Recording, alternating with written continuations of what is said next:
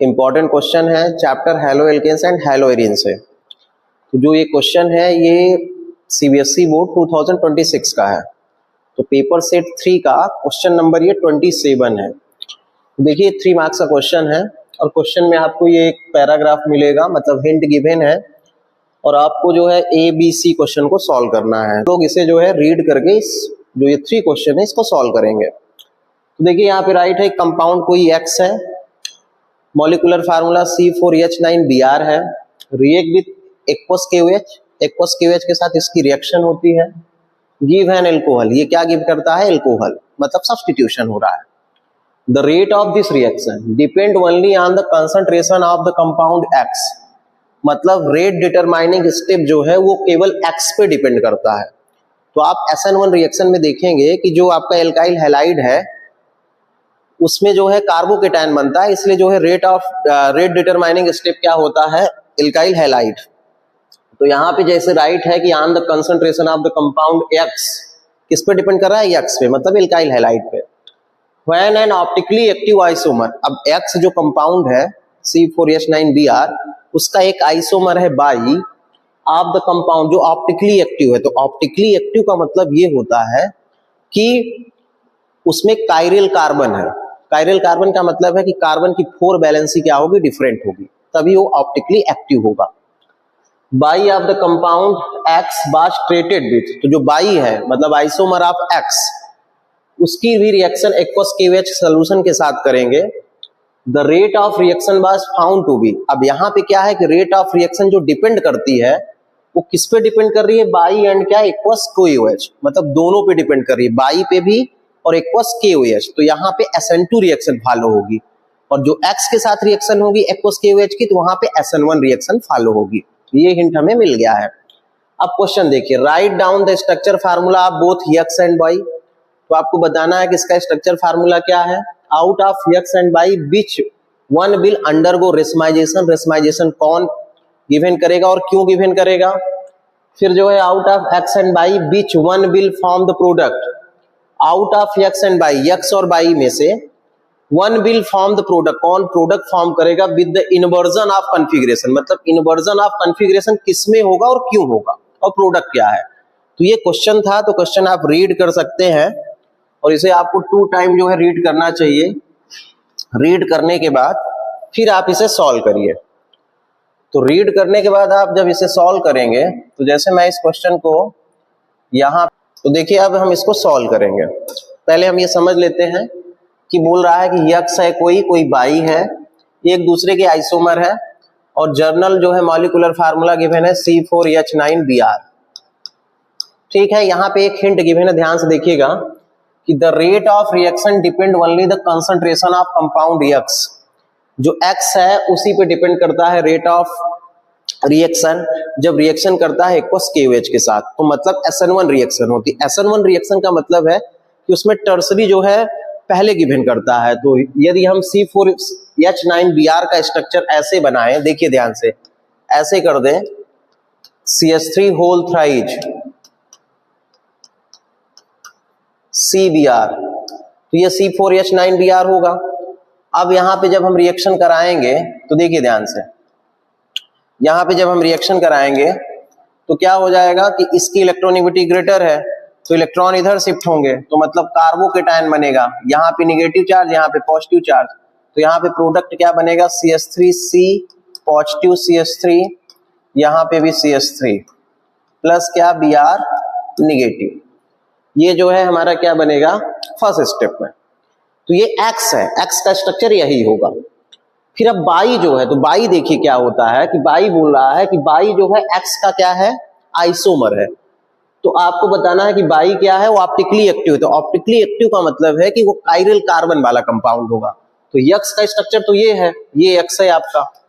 By बनाना है इसका isomer, तो देखिए बाई आइसोमर कैसे बनाएंगे, तो हम इसी को ऐसे भी राइट कर सकते हैं CH3CH,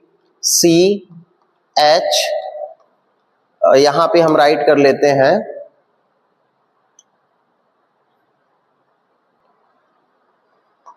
CH2CH3Br। देखिए ध्यान से, हम इसको ऐसे राइट कर लेंगे, मतलब इसका क्या नेम हो जाएगा इसका? जब आप नेम देखेंगे तो इसका नेम हम लोग राइट करेंगे 2 ब्रोमो ब्यूटेन। क्या नेम है? 2 ब्रोमो ब्यूटेन। तो देखिए ऑप्टिकली एक्टिव है। कैसे एक्टिव है ऑप्टिकली? क्योंकि यहाँ पे देखिए C के साथ एक साइड CH3 है, एक साइड Br है, डिफरेंट वैलेंसी, एक साइड एथाइल है, एक साइड क्या है H है, तो 4 वैलेंसी डिफरेंट है। तो ये हो जाएगा आपका क्या? बाई।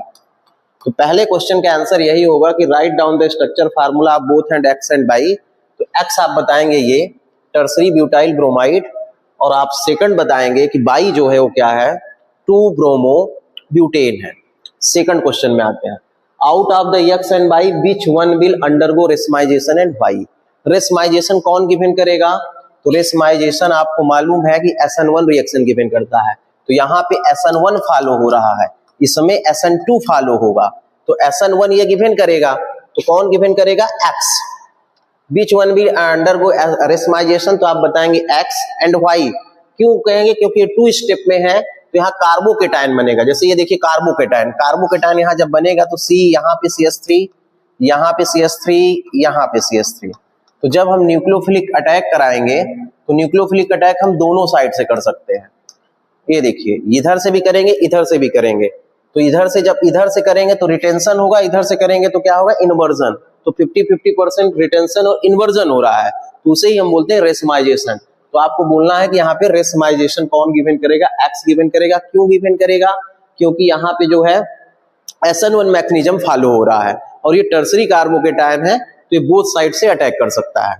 क्योंकि ये पॉजिटिव है तो अट्रैक्शन हो जाएगा, नेगेटिव है पॉजिटिव, तो ये रिएक्शन भी फास्ट होगी। फिर C क्वेश्चन को देखिए। Out of X and Y which one will form the product with inversion of configuration and Y? तो एक्स एंड बाई में इन्वर्जन ऑफ कॉन्फिगरेशन किस में होगा? तो inversion of configuration SN2 reaction में होता है। तो SN2 कौन फॉलो कर रहा था? बाई। तो बाई का स्ट्रक्चर देखिए, CH3 है, ऐसे बना लेते हैं। देखिए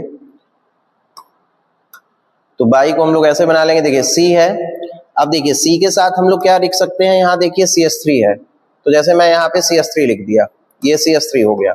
फिर क्या है? यहाँ पे H है तो H लिख दिया, यहाँ Br है, यहाँ पे क्या है? C2H5। अब देखिए ये बाई है, 2 ब्रोमो ब्यूटेन है। तो अब देखिए यहाँ पे क्या होगा कि इस साइड से अटैक हम न्यूक्लियोफिलिक अटैक नहीं कर सकते हैं। क्यों नहीं कर सकते हैं? क्योंकि ये भी न्यूक्लियोफाइल है, ये भी न्यूक्लियोफाइल, तो रिपल्सन होगा, इसलिए बैक साइड से अटैक करेगा। क्या करेगा? ये बैक साइड से। तो आपको बताना है out of X and by, तो आप बताएंगे कि बाई जो है क्या गिवन करेगा? बाई गिवन करेगा क्या? Inversion of configuration. और प्रोडक्ट क्या बन जाएगा? ये Br के प्लेस पे क्या आ जाएगा? Br के प्लेस पे OH आ जाएगा। तो यहाँ प्रोडक्ट जो बनेगा तो CCH3 उधर चला जाएगा, मतलब यहाँ पे हो जाएगा HO, मतलब OH C2H5, और यहाँ पे क्या? CH3 और ये H। तो ये बनेगा प्रोडक्ट, मतलब इसका नेम हो जाएगा क्या? ब्यूटेन 2ऑल। तो प्रोडक्ट का नेम है ब्यूटेन 2ऑल, और इसमें कौन वो कर रहा है? बाई कर रहा है। क्यों कर रहा है? क्योंकि यहाँ पे SN2 मैकेनिज्म फॉलो हो रही है, इसलिए यहाँ पे इन्वर्जन हो रहा है।